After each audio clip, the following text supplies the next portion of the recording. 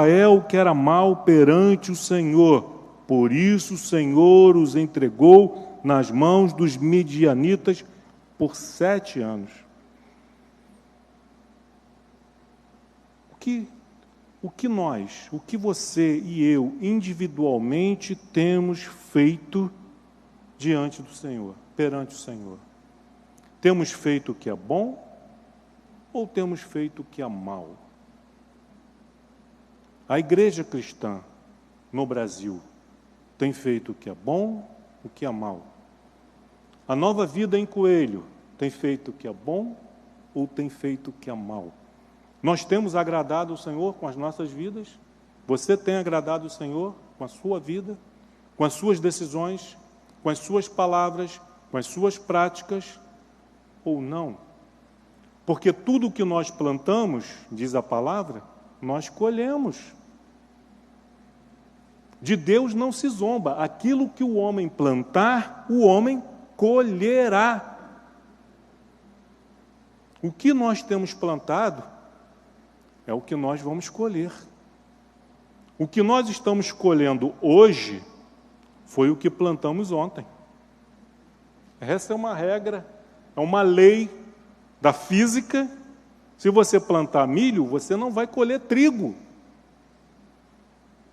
Isso está baseado numa lei espiritual. No reino espiritual não é diferente.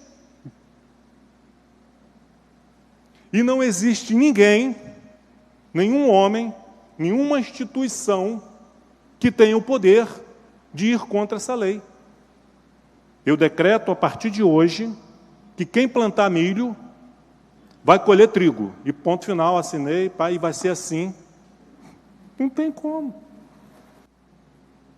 Nem Deus muda isso, porque Deus é fiel à sua palavra. Aquilo que Deus determinou vai ser cumprido. Deus não muda o que Ele determinou para atender aos desejos humanos. Aquilo que Ele determinou está determinado. Existe uma regra. E Ele falou com Moisés, olha, se o meu povo, aqui está a minha lei. Se vocês cumprirem a minha lei, os meus estatutos, os meus mandamentos, vocês serão abençoados. Se não cumprirem, não serão abençoados, ponto final, pronto. E não muda. A única coisa que pode mudar a sorte daquele que fez uma plantação errada é o arrependimento. É colocar a mão na consciência e reconhecer, olha, o que eu estou colhendo hoje é consequência do que eu plantei ontem. Vamos parar com essa história lá do Éden, que vem lá do Éden, ficar transferindo a culpa e a responsabilidade para outros. Foi isso que Eva fez. Não, a serpente me enganou. Mas enganou por quê? Ela não creu na palavra de Deus. Adão, por sua vez, transferiu também a responsabilidade, né? Não, Senhor, a mulher que o Senhor me deu, a culpa é dela e sua. O Senhor poderia ter me dado uma mulher melhor. Essa transferência daquilo que estamos colhendo, então a gente tem que colocar a mão na consciência. Então Israel, quantas e quantas vezes Israel fazia o que era mal perante o Senhor e sofria as consequências. Essa aqui não é a primeira, nem a última vez. Isso aconteceu várias vezes ao longo da história de Israel, ao longo da igreja e ao longo das nossas vidas.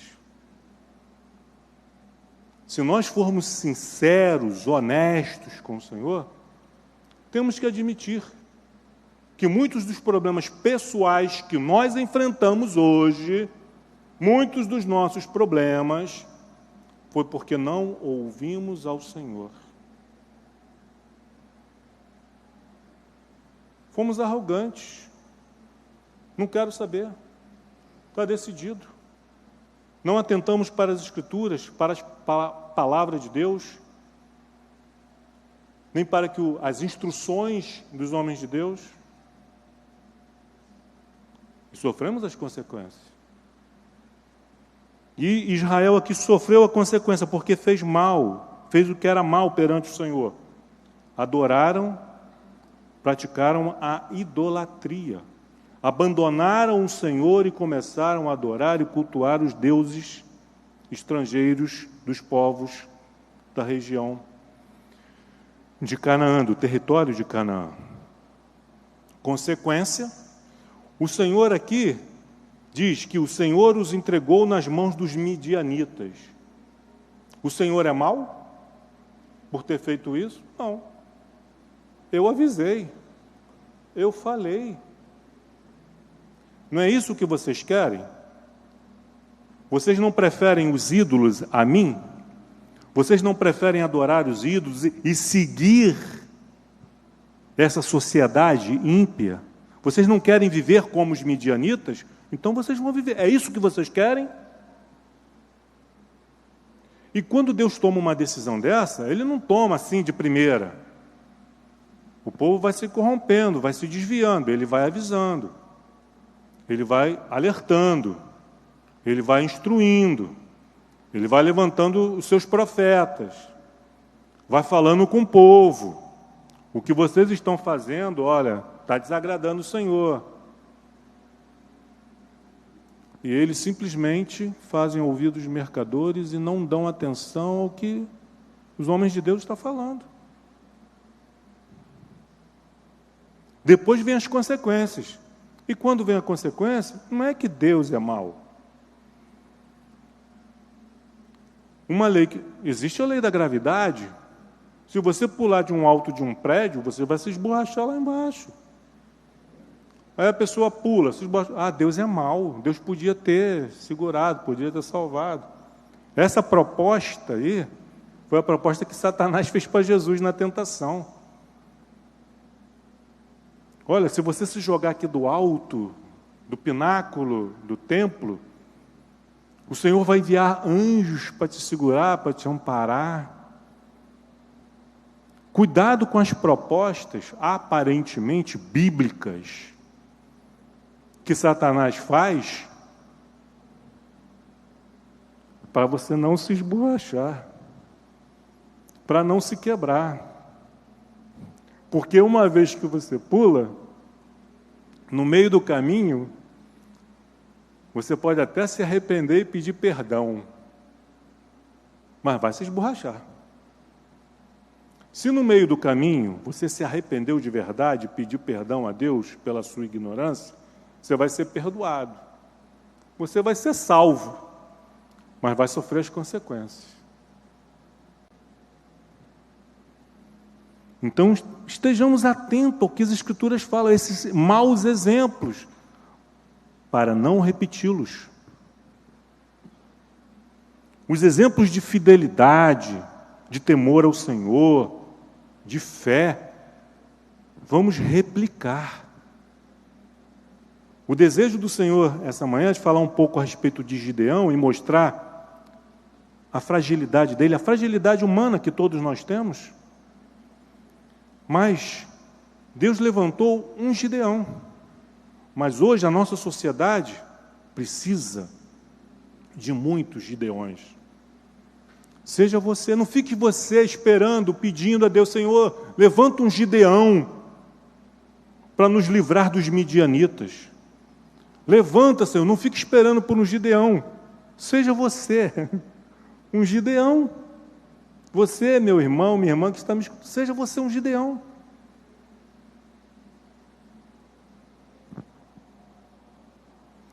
E aí Israel vai sofrendo, são 7 anos de sofrimento.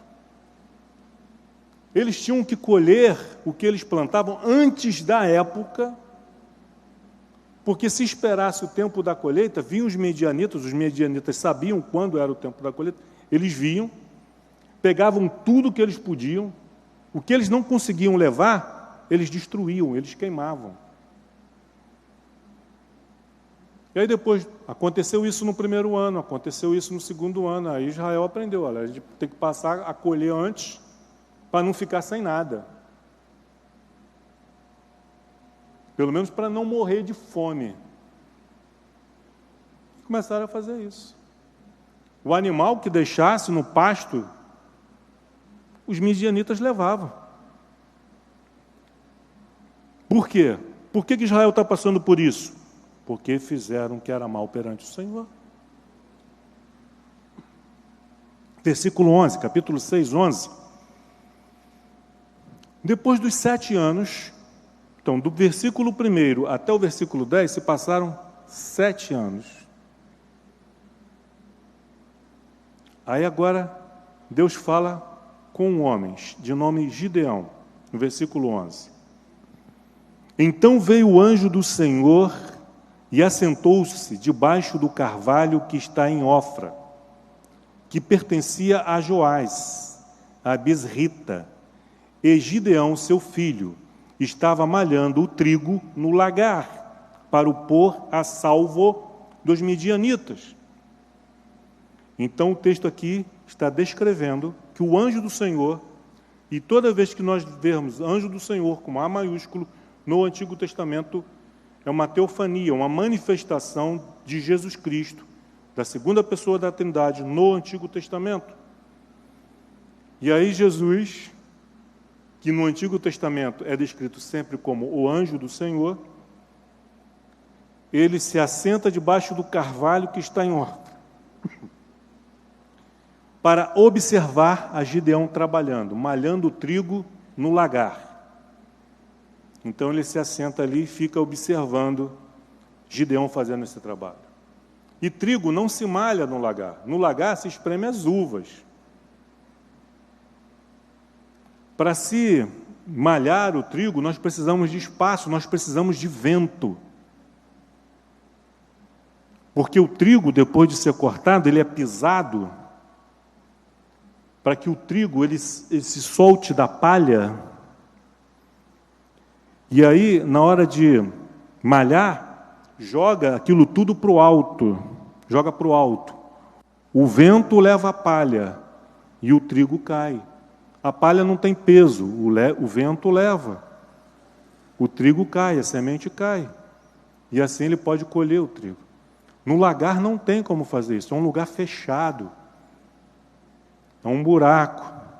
Não tem vento. Então é trabalho dobrado.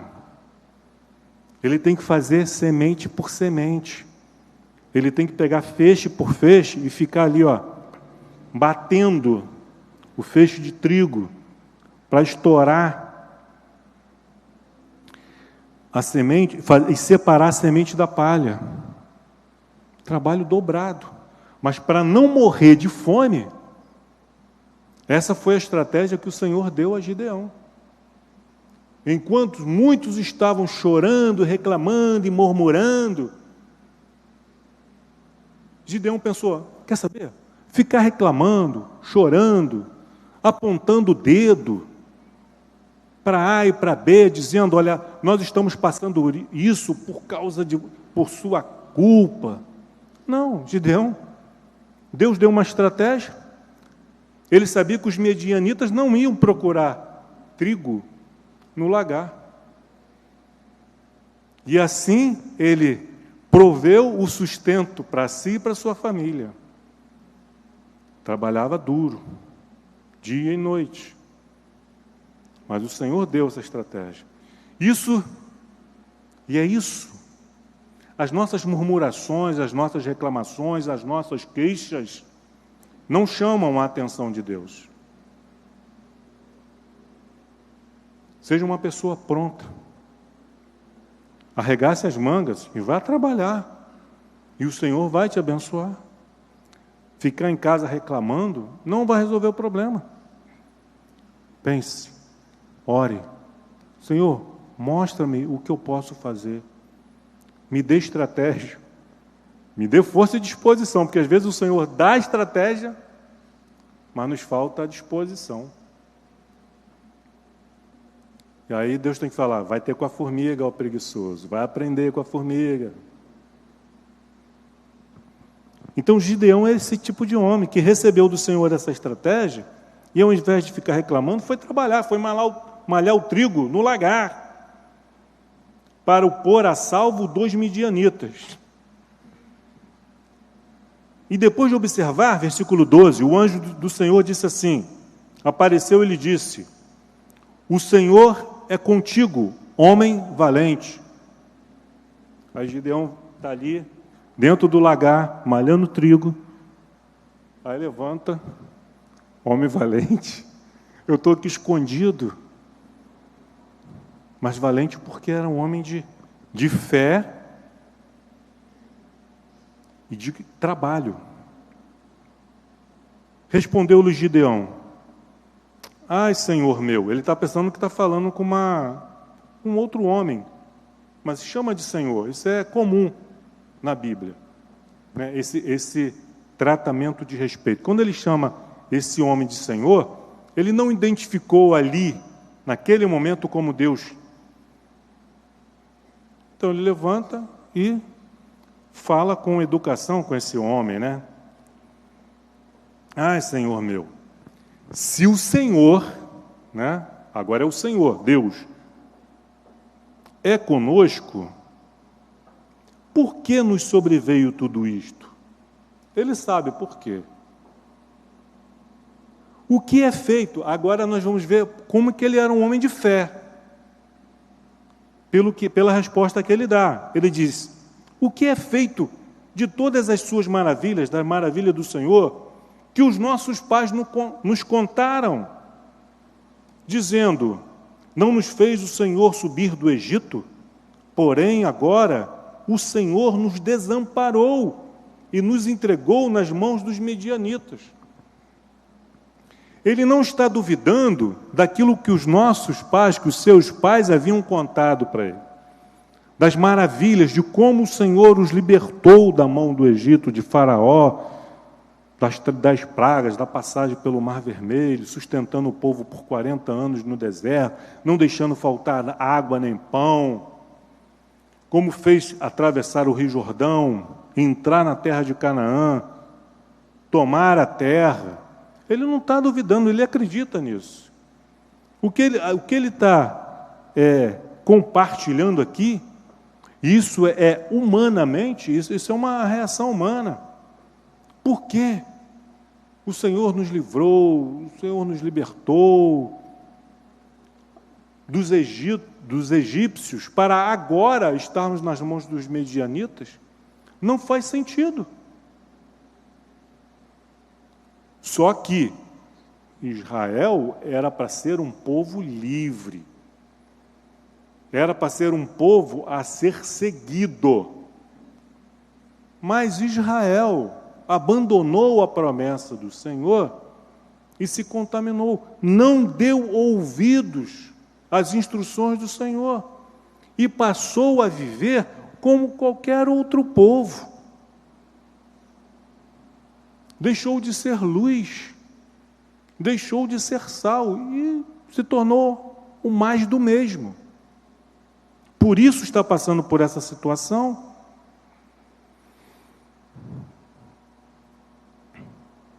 Porém, agora o Senhor nos desamparou e nos entregou nas mãos dos medianitas. Então se virou o Senhor para ele e disse, vai nessa tua força. Que força? Nessa tua fé, você acredita que o Senhor libertou Israel dos egípcios? Vai nessa força. Porque Deus não mudou. Deus continua o mesmo. O mesmo Deus que livrou Israel dos egípcios vai livrá-los agora dos medianitas. Vai nessa tua força. E livra Israel da mão dos medianitas. Porventura, não te enviei eu? Deus já está assim, não te enviei eu? Deus já está falando aqui, querendo dizer, mostrar para Gideão quem é que está falando com ele. Não é um simples homem. E aí Gideão responde, versículo 15. E ele lhe disse, ai, Senhor meu, com que livrarei Israel? Eu não tenho exército. Eu não tenho armas. Eis que a minha família é a mais pobre de Manassés. Nós não temos dinheiro, não temos ouro, não temos prata, para alugar um exército para ir contra os midianitas e nos defender. Como que eu vou libertar? Com que livrarei Israel? A minha família é mais pobre em Manassés e eu, Não sou nem o primogênito do meu pai, eu sou o menor da casa do meu pai. De todos os irmãos que eu sou o caçula. Eu sou o último a falar e o primeiro a tomar cascudo.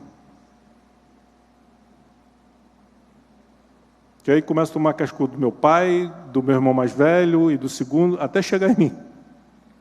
Eu não tenho voz na minha casa, como é que eu vou convencer os meus irmãos, a casa do meu pai, a nos levantarmos contra os midianitas?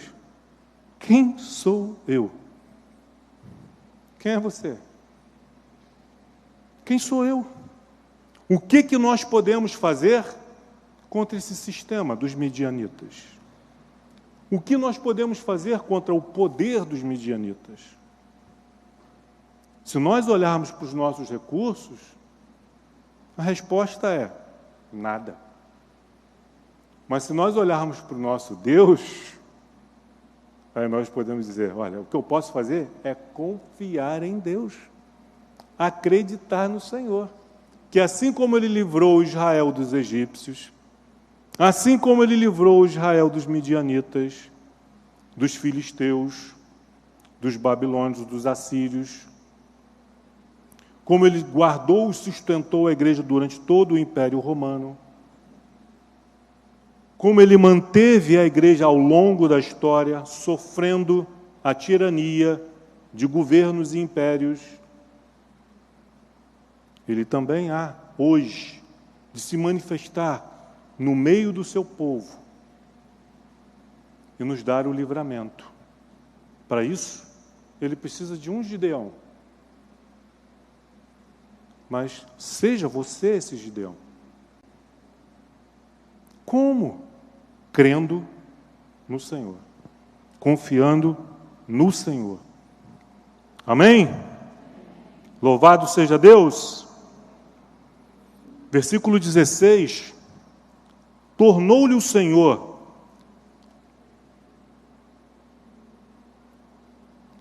já que eu estou contigo, ferirás os medianitas, como se fossem um só homem. Deus não te discutiu com Gideão. Gideão, verdade, você não tem nada, você não tem onde cair morto. Até o pouco trigo que você tem que malhar no lagar, escondido aqui dos midianitas. É verdade, eu concordo com você, mas entenda uma coisa, eu estou contigo. Versículo 16, eu estou contigo. E por eu estar contigo, você ferirá os midianitas como se fosse um só homem. E o exército, só o exército dos midianitas eram de 135 mil homens. Mas para Deus, pode ser 135, pode ser 350, 1 milhão, não faz diferença. E aí foi, para avançarmos. E aí, Gideão começa ali, ele quer acreditar e ele começa a fazer umas experiências com Deus, mas antes, vejam que interessante, versículo 18. Qual é a prova? Aí, Gideão, ele não pede assim, Senhor, me dê algo, me dê recursos, coloque nas minhas mãos os recursos necessários para eu vencer os medianitas, me dê um exército, me dê armas, e aí eu crerei, aí eu vou crer, Senhor, que o Senhor está comigo. Porque muitas vezes nós queremos ver primeiro para depois crer, somos que nem Tomé. Mas a fé tem que vir antes. Hebreus capítulo 11, versículo 1. Porque quando nós cremos, o invisível se torna visível. Você quer ver? Tem que crer. E aí ele não pede uma prova. Ele diz para o Senhor, espera aqui, que eu vou fazer o quê? Rogo-te que daqui não se aparte, até que eu volte, e traga a minha oferta e ponha perante ti. Então, antes de pedir algo a Deus, ele diz assim: Senhor, eu vou te entregar uma oferta. Eu não quero uma demonstração da sua parte de que o Senhor está comigo. Eu vou trazer uma oferta. Primeiro nós ofertamos. Olha o princípio da adoração. Fica aqui, Senhor. Eu vou preparar uma oferta. O que ele tinha na mente? Vou preparar um banquete, vou preparar um jantar, vou preparar uma refeição para esse homem. E ele pede: rogo-te, que daqui não se aparte. Vou preparar a minha oferta e vou trazer perante ti. Respondeu ele: esperarei até que voltes.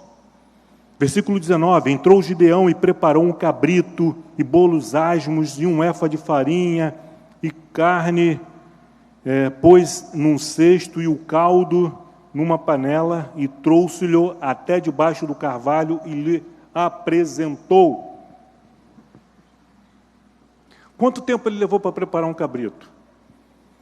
Quem é do interior aí já preparou um cabrito assim num fogão a lenha? Que era o que ele tinha. Ele não tinha forno a gás. Quanto tempo leva? Você tem que pegar o cabrito, escolher o cabrito, matar o cabrito, abrir o cabrito, limpar. Não é um prato lá que você bota no micro-ondas e em 10 minutos está pronto. Outra coisa que nós temos que entender: eles têm poucos recursos. Não sei como, mas o Senhor deu estratégias para Gideão. Ele tinha lá uns cabritinhos, escondidos dos midianitas. Ele separa um cabrito daquele. Ele não pensou: mas esse cabrito aqui vai fazer falta para a minha família. Ele não pensou que queria fazer falta para a família dele. Eu vou entregar para o Senhor. Preparou bolos asmos, sem fermento, de um éfa de farinha. A farinha era pouca. Ele está malhando o trigo no lagar. Não está sobrando, não. Não é tempo de prosperidade, de abundância, de fartura, não. Mas é na escassez que nós temos que continuar crendo e ofertando ao Senhor, dando a Ele o nosso melhor. Essa oferta aqui, se fosse em dias de prosperidade, de fartura, seria insignificante. Mas ele separou do melhor que ele tinha e ofertou ao Senhor. Com todo amor e carinho. Então preparou um cabrito, bolos asmos e um éfa de farinha. A carne pôs no cesto, o caldo ele não desperdiçou nada. Levou o caldo numa panela de barro. Trouxe-lhe até debaixo do carvalho e lhe apresentou, colocou perante o anjo do Senhor. E aí o anjo do Senhor disse, porém o anjo do versículo 20, o anjo de Deus lhe disse: toma a carne e os bolos asmos, põe-nos sobre esta penha, derrama-lhes por cima do caldo, e assim o fez. Mas você não vai comer? Não, faz o que eu estou falando. Então ele colocou a carne e os pães sobre uma penha, uma pedra, derramou o caldo por cima. Estendeu o anjo do Senhor a ponta do cajado, instrumento de um pastor de ovelhas, o bom pastor, Jesus Cristo, nosso Senhor e Salvador, apontou o cajado que trazia na mão e tocou a carne e os bolos asmos. Então subiu o fogo da penha e consumiu a carne e os bolos, e o anjo do Senhor desapareceu de sua presença. Para não ficar dúvida, né? Nós precisamos, né, desses efeitos especiais, né?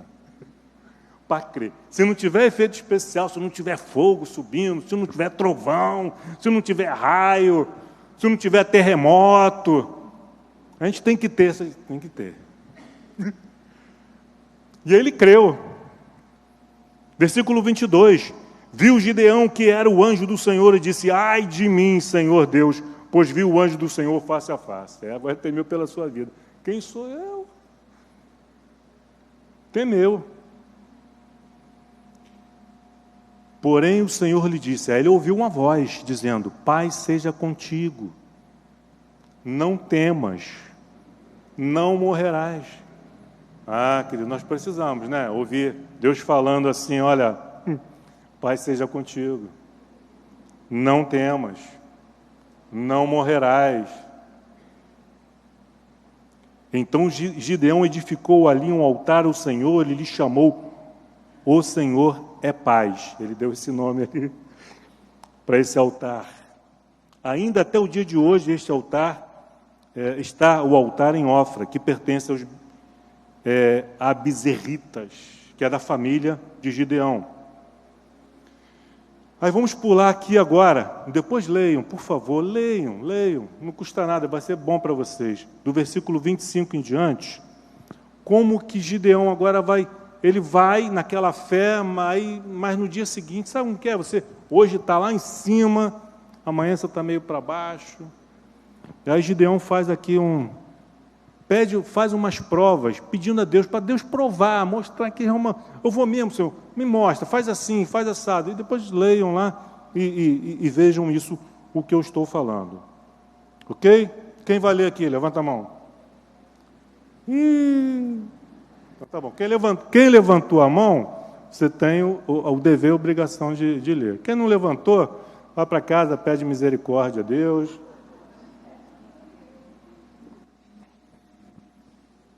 Mas já não é mais comigo, é com vocês. Outra coisa interessante que vocês vão ver nesses versículos à frente aqui do capítulo 6, que o pai de Gideão era um idólatra. Ele tinha um altar a Baal. Deus não tinha filho de ninguém melhor para escolher, não. Foi escolher logo o filho de um sacerdote, um adorador de Baal.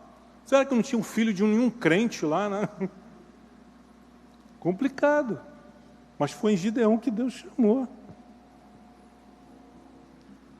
E aí Deus dá uma ordem para Gideão: agora você vai lá, vai derrubar aquele altar, vai derrubar aquele poste ídolo, você vai pegar aquele bezerro lá, aquele touro do seu pai que ele consagrou para Baal, você vai matar aquele touro, você vai ofertar ao Senhor e vai usar como lenha o poste ídolo que seu pai levantou para Baal. Aí Gideão: minha família vai me matar se eu fizer isso. Vai lá, Gideão, faz isso. Ele fez, descobriram que tinha sido ele, mas Deus deu o livramento. Ele não morreu, porque não vinha ainda cumprido os seus dias. Ele tinha uma missão ainda para cumprir, e Deus lhe deu o livramento. Capítulo 6, versículo 34. Então o Espírito do Senhor revestiu a Gideão, o qual tocou o rebate, a trombeta, e as birritas se juntaram após ele, quer dizer, os membros da sua família. Primeiro, os da sua casa. O que ele fez mais? Enviou mensageiros por toda a tribo de Manassés, que também foi convocada para o seguir. Enviou ainda mensageiros a Asser, Zebulon e Naftali, além da família dele, mais 4 tribos. E saíram para encontrar-se com ele. Vocês estão me acompanhando? Versículo 35. Então, ele conseguiu convencer os da sua casa a segui-lo, enviou mensagens para Manassés, que também foi convocada para seguir, enviou ainda mensageiros a Asser e a Zebulon e a Naftali, e saíram para encontrar-se com ele. Então, foram ao encontro dele. A Bíblia não diz, mas fica uma pergunta para a nossa meditação. Foram todos os homens dessas tribos? Vocês acham que foram todos? Eu creio que não. Eu creio que não. Muitos homens da tribo de Manassés, da tribo de Asser, de Zebulon e Naftali, vou nada. Nem sei quem é esse Gideão, nunca ouvi falar. Que história é essa? E ainda que vá todos, ainda assim seremos um número muito pequeno, muito inferior. Não vamos fazer frente. Não temos, não vou. Vai você quer ir, você vai. Vamos orar pela nação. E aí eu não falo de quem não veio porque não pôde. Porque muita gente estava trabalhando, sexta-noite, não sei como é, complicado, sábado de manhã, muita gente trabalha. Mas houve uma convocação, igreja, vamos orar pela nossa nação, vamos orar pelo Brasil. Quantos vieram? Poucos. Os poucos que vieram foram desprezados por Deus? De maneira nenhuma. De maneira nenhuma. Todas as orações que foram feitas, foram, são e serão feitas pelo seu povo, pelos seus filhos, nenhuma delas cairá por terra sem ter resposta da parte do Senhor. Isso é clássico, é de escola dominical, né? A resposta pode ser sim, espera ou não. Mas não ficamos sem resposta. O espera e o não ninguém gosta de ouvir. Mas é tão necessário, queridos. Já pensou se Deus respondesse com sim a todas as nossas orações? Já pensou o estrago que seria? Quantas orações, quantos pedidos tolos? Deus nos livra. E Deus tem um projeto, Deus tem um plano muito superior, além dos nossos planos. A gente só enxerga até a curva. Deus enxerga depois da curva. A gente só consegue ver o hoje aqui, agora, e calcular mais ou menos como que vai ser, né, o futuro próximo. Ter uma noção, uma ideia. Não, Deus tem a certeza de como vai ser, de como é. Então, vocês creem que foram todos? Não foram. E é importante que esteja conosco aqueles que creem. Porque, como eu falei de manhã, Deus não se deixa levar por quantidade. Ele quer qualidade. Ele chama aqueles que creem. Você crê? Vem. Você não crê? Não. Então, não precisa vir. E foram. 32 mil. Bom número, né? Juntou aqui 32 mil. Só que do lado de lá tem 135 mil. O número ainda está pequeno. Vocês acham que Gideão não fez contas? Não esfregou a testa? Não botou a mão, não passou a mão na barra? Senhor, 32 mil contra 135? Vai nessa tua força, Gideão. Vai lá, eu sou contigo. Gideão foi.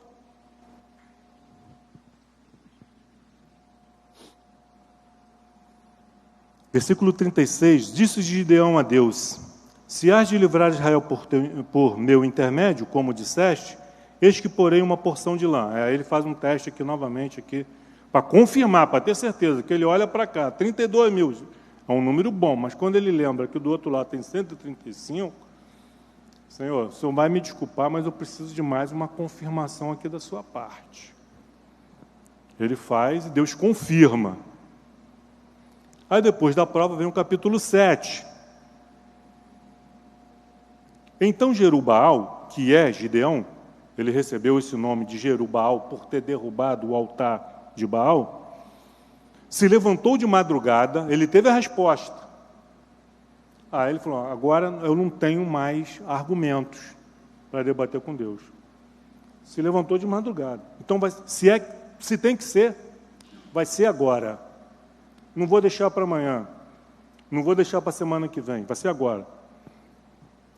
Se levantou de madrugada e todo o povo que estava com ele, e se acamparam junto à fonte de Arode, de maneira que o arraial dos midianitas lhe ficava para o norte do vale, de fronte do outeiro de Moré. Está dando a localização aqui. Aí o Senhor, ele tem um senso de humor maravilhoso. Aí disse o Senhor a Gideão: ô Gideão, é demais o povo que está contigo, para eu entregar os midianitas nas tuas mãos. Israel poderia se gloriar contra mim, dizendo: a minha própria mão me livrou. Olha o senso de humor de Deus. Ele olha assim, 32 mil contra 135. Aí Deus fala para Gideão: Gideão, tem muita gente. 32 é muita gente, não precisa disso tudo não. Gideão é um ser humano como você e eu. Imagina, aí você: Senhor, que isso? Senhor, refaz as contas aí. Acho que a tua calculadora está quebrada. Teu computador deu defeito. Como que tem gente demais, Senhor? Não, Gideão, tem gente demais. Porque o que vai acontecer? Há o risco de você, de Israel, se gloriar e achar que foi a mão forte a sua própria mão que livrou Israel, e não eu, não o Senhor. Então você vai fazer o seguinte, Gideão: apregoa, pois, aos ouvidos do povo, desses homens que estão contigo, dizendo: quem for tímido e medroso, volte e retire-se da região montanhosa de Gileade. Então voltaram do povo 22.000. 10.000 ficaram. Mais da metade. Ele tinha 32. Aí disse: ó, os tímidos e medrosos podem ir embora. Ficou com 10.000. É aquele negócio, o cara está ali, está com medo, ele está ali, ó, mas sabe como é que é, né? Pá. Mas está com medo, ele está tímido, ele está olhando assim para os lados, doido para meter o pé, mas está com medo de ir embora e, sabe, sofrer algum tipo de retaliação, algum tipo de crítica. Mas aí quando ele ouve isso do próprio Gideão, ó, quem tiver os tímidos e os medrosos, pode ir embora, pode se retirar para a região montanhosa, fujam para as montanhas, escondam-se nas montanhas. Aí um olhou para o lado do outro: você vai? Eu vou, então eu vou também, vamos lá. E 22.000 foram embora. Ficou 10.000 corajosos, ou loucos. Porque é uma grande diferença entre o corajoso e o louco, que a gente vai descobrir daqui a pouco. Aí ficou 10.000. Corajosos. Tem corajosos e tem os loucos. E Deus vai fazer distinção agora dos corajosos e dos loucos, mais para frente. Disse mais, aí ficou 10.000. Isso aí deixou Gideão empolgado, entusiasmado ou preocupado? Né? O que vocês acham? Né? É que nem quando eu perguntei há pouco aqui, quem vai ler? Aí, né, levanta a mão. Aí, Foi mais ou menos isso. Se eu disse, então, que eu só dissesse assim, ó, quem não vai ler pode levantar e ir embora. Ó, a igreja fica vazia. E aí isso motiva a gente ou desanima? Eu acho que foi uma ducha de banho gelada, de cachoeira, de manhã, no inverno. Entrar na água fria da cachoeira assim foi... Gideão não ficou empolgado com o que ele viu. Mas ele pensou, eu não posso mais voltar atrás. Deus disse, então ele vai cumprir. Com 10.000 ou com 32.000. Disse mais o Senhor. Aí o Senhor, novamente, o Senhor gosta de fazer graça. Disse mais o Senhor a Gideão. Gideão, versículo 4, capítulo 7. Ainda há povo demais, tem muita gente aí, Gideão. Faz-os descer às águas, e ali tu os provarei. Aquele a quem eu disser, este irá contigo, esse irá contigo. Contigo irá. Porém, todo aquele que eu disser, este não irá contigo, esse não irá. Ah, Senhor, que isso? Quer dizer, 10.000... não, faz o que eu estou falando, e depois você vai separar em 2 grupos, e eu vou dizer qual dos grupos vai contigo e qual que não vai. Fez Gideão descer os homens às águas. Então o Senhor lhe disse, todo que lamber a água com a língua, como faz o cão, esse porás de um lado, porás à parte. Como também todo aquele que baixar os joelhos e beber, você vai separar.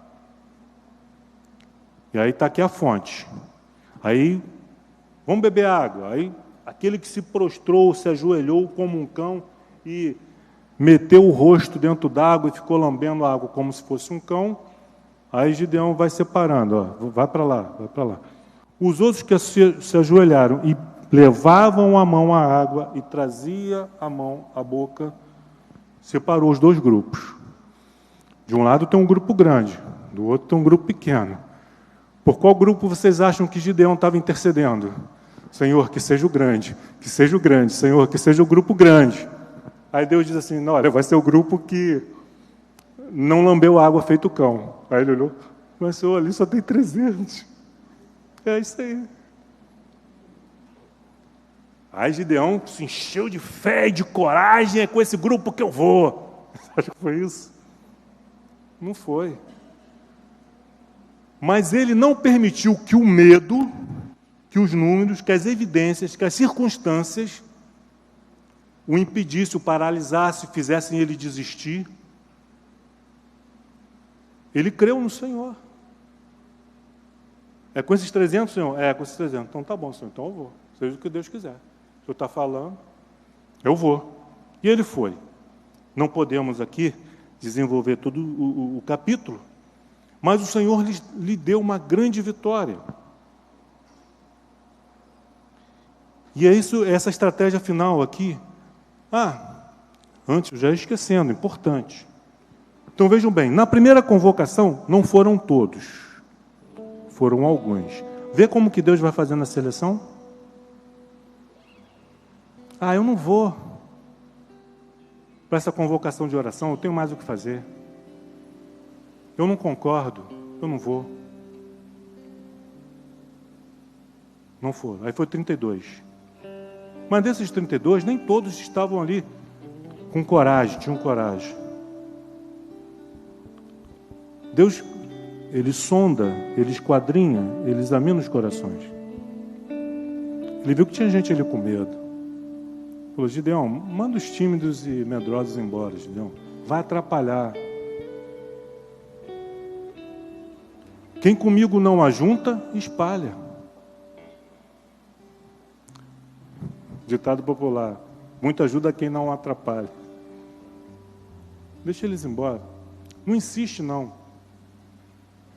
Olha, não tente convencer ninguém daquilo que é óbvio.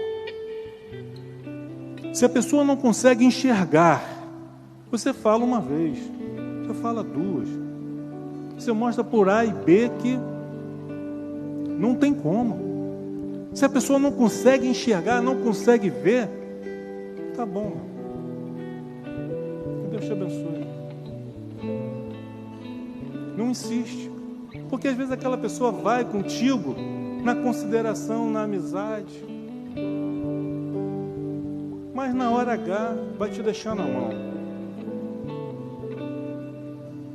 Ande com aqueles que creem, que têm a mesma fé que você tem. Que confia na palavra de Deus assim como você confia. Ande com esses. Mas mesmo entre esse grupo, você tem que deixar o Senhor, não sou eu, não é você, que vai separar os medrosos dos corajosos. É Deus. Essa separação, ela vai acontecendo naturalmente, diante dos desafios da vida. Vai acontecer. Os corajosos vão continuar. Os tímidos e medrosos vão devagar. Diante dos desafios, das lutas, das dificuldades, vão abandonando o barco. Agora, dentre esses corajosos que ficaram, os 10.000, eu falei que tem os corajosos e tem os loucos. O teste da água, do beber a água, mostrou quem estava preparado, quem era corajoso de fato, mas estava preparado, daquele que era corajoso, mas a sua coragem se baseava numa loucura. Não é? A gente vê tanta gente cometendo loucura. Pô, esse cara, ele é corajoso. Corajoso nada, é louco, é maluco. Nós temos que ser homens e mulheres corajosos para ouvir e cumprir a palavra do Senhor. Se Deus diz, não vai, não, Senhor, eu vou, é louco. Se Deus diz, vai, não, Senhor, não vou, é louco. E fez essa seleção, aí ficou 300. E ali tinha um número exato de pessoas com quem Gideão podia contar e um número mais do que suficiente para Deus agir. E aí tem toda uma estratégia. Não vou nem perguntar quem vai ler, para eu não sair daqui desanimado. Mas o finalzinho do capítulo 7 mostra a estratégia. 300 homens cercaram o vale de madrugada, na calada da noite. Não tinham uma espada sequer. A palavra de Deus ali estava representada por uma tocha. Há momentos na palavra de Deus que a palavra de Deus é descrita como uma espada, instrumento de guerra. Mas aqui ela vai aparecer no capítulo 7 como essa tocha, essa luz. Aqui nós vemos a palavra de Deus no capítulo 7, a palavra de Deus e a oração. Quando esses 300 homens armados de trombetas e tochas, é o que eles tinham na mão, e um vaso de barro, eles se espalharam no meio da noite. Quebraram os vasos, 300 vasos de barro sendo jogados, de madrugada, num vale. Aquilo ali fez um efeito sonoro e psicológico grande na mente dos medianitas que estavam dormindo e acordaram apavorados. O que é isso? Aqueles vasos do barro quebrando, trombetas soando, 300 trombetas soando. O que é isso? O que está acontecendo? E aí eles saem da tenda e vê 300 tochas espalhadas. Estamos cercados pelo exército de Israel. Eles nos cercaram, nos emboscaram, nos pegaram desprevenidos. E aí, na escuridão da noite, eles começaram, os medianitas, um matando o outro, porque estavam lutando contra a sua própria sombra. Qualquer coisa que se movia próximo deles já golpeava com a sua espada. E eles se mataram. Os 300 de Gideão não precisaram derramar uma gota de sangue. O que eles usaram? A fé em Deus, obedecendo a convocação. Deus selecionou os corajosos dos loucos. Deus selecionou através daqueles que estavam preparados. Então, queridos, preparem-se. Preparem-se. Conheçam as Escrituras. Leiam a Bíblia. Faça da Bíblia a sua amiga particular. Se alimente dela. E então você estará preparado. Quando você for convocado para uma batalha, e nós estamos em batalha, e sempre estivemos e sempre estaremos até que Cristo volte, só vai prevalecer os fiéis, os corajosos e os preparados. Tocaram trombeta, oraram, glorificaram a Deus. O nosso louvor é tocar trombeta. Louve ao Senhor, mesmo em meio às tribulações, às guerras, às dificuldades, nos dias maus. Toque trombeta. Anuncie a palavra do Senhor. Seja luz, seja essa tocha. Tenha nas suas mãos a tocha, a luz. A tua palavra, Senhor, é luz para o meu caminho. Que Deus nos concederá a vitória. Amém? Vamos nos colocar de pé.